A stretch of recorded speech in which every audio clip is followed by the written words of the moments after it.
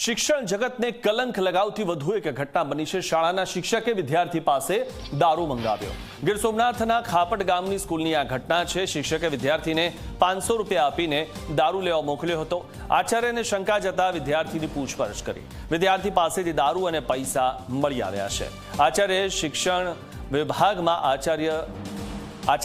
શિક્ષણ વિભાગમાં શિક્ષક સામે ફરિયાદ નોંધાવી છે। શિક્ષણ મંત્રી જુઓ તમારા શિક્ષકો કેવી રીતે કામ કરે છે। આવા દારૂડિયા શિક્ષકને તાત્કાલિક ઘર ભેગા કરો।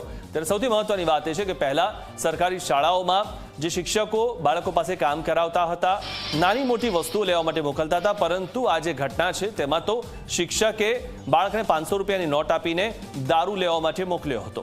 ત્યારે આ પ્રકારે શું શિક્ષકો સરકારી શાળાઓમાં ભણાવશે અને આ શીખ આપશે કે વિદ્યાર્થીઓને કહેશે કે મારા માટે જા દારૂ લઈ આય, અને તે પણ ગુજરાતમાં કે જ્યાં દારૂબંધી છે।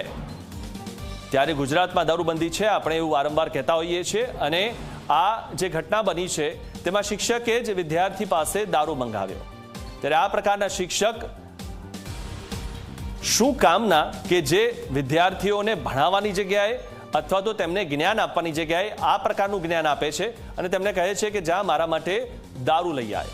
આ પ્રકારના શિક્ષકોને કોઈ પણ શાળામાં ન રાખવા જોઈએ। કાયમ માટે તેઓ સસ્પેન્ડ થાય તે પ્રકારની કાર્યવાહી કરવી જોઈએ।